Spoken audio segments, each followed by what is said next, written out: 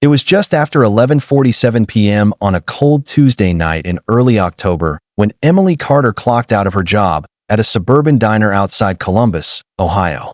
The restaurant was quiet, the kind of quiet that settles in after the dinner rush is long gone and only the hum of refrigerators and the clink of dishes remain.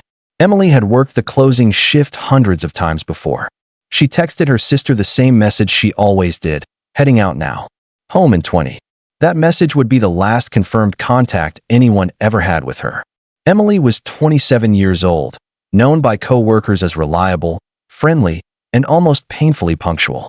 She drove a silver 2014 Honda Civic, parked every night under the same flickering streetlight behind the diner. CCTV footage later showed her tying her apron, grabbing her jacket, and waving goodbye to the cook before stepping out the back door. Nothing about her body language suggested fear. Nothing suggested that within minutes, she would vanish. The parking lot camera captured her walking toward her car, digging through her purse, likely searching for her keys. She paused, looked briefly to her left, then to her right. At the time, no one thought much of it.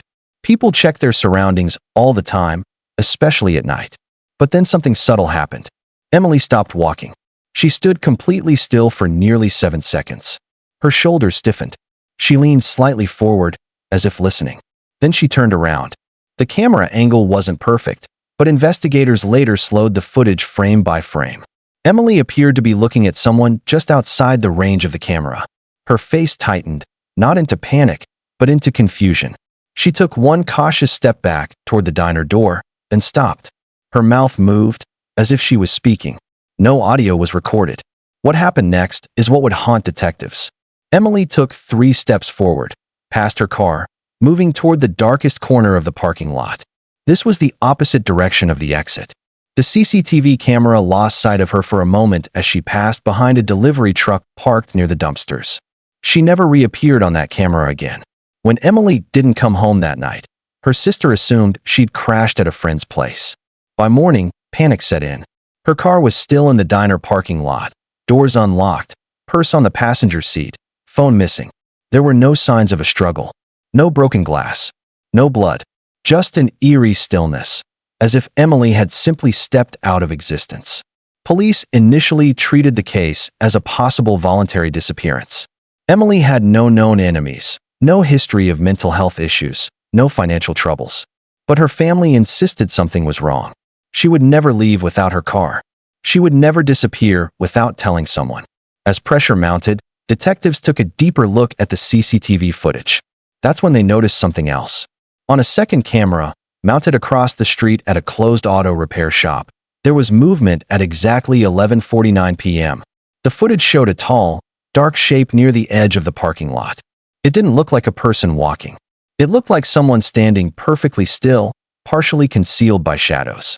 The figure didn't move for over a minute. Then, just as Emily walked past the delivery truck, the figure shifted. What made it unsettling wasn't just the timing.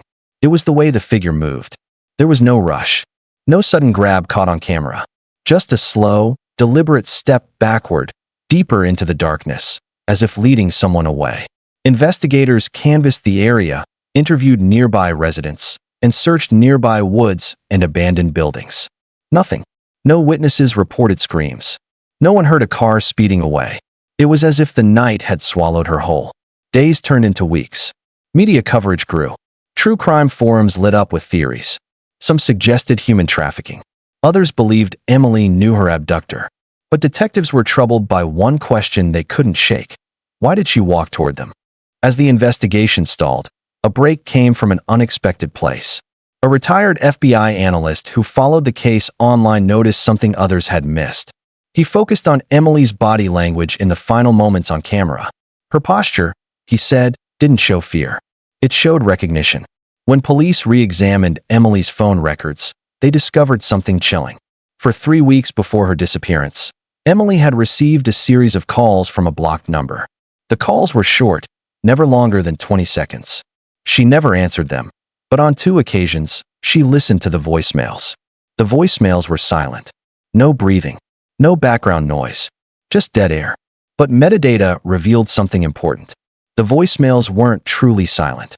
They contained faint, low-frequency sounds, almost like ambient noise from a large enclosed space.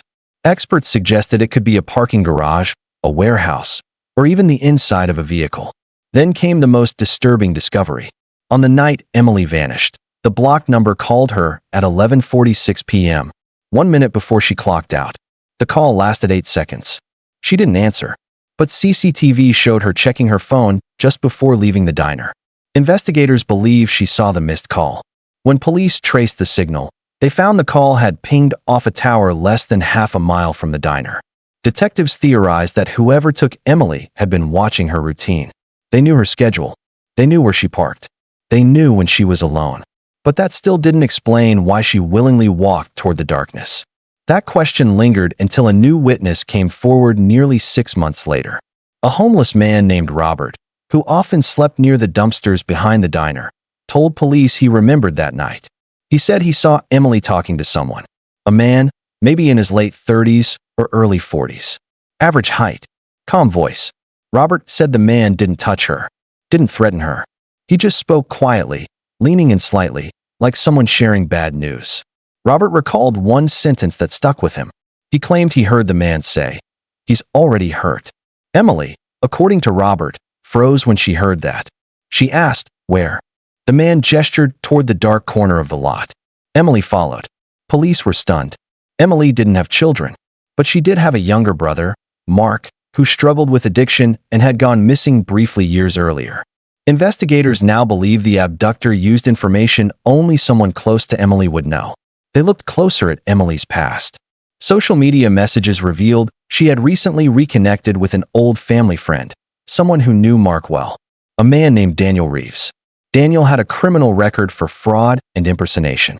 He was known for manipulating people, gaining trust, and exploiting emotional vulnerabilities.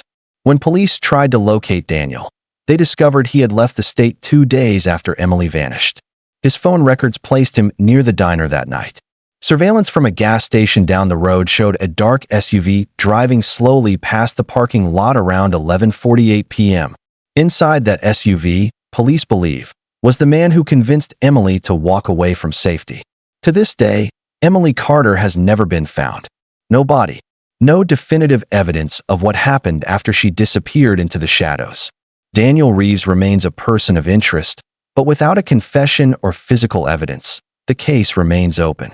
The CCTV footage is still shown in police training sessions across the country, not because it shows violence, but because it shows something more terrifying: how easily trust can be weaponized, how fear doesn't always look like panic, and how sometimes the most dangerous thing isn't a stranger hiding in the dark, but someone who knows exactly what to say to make you follow them there.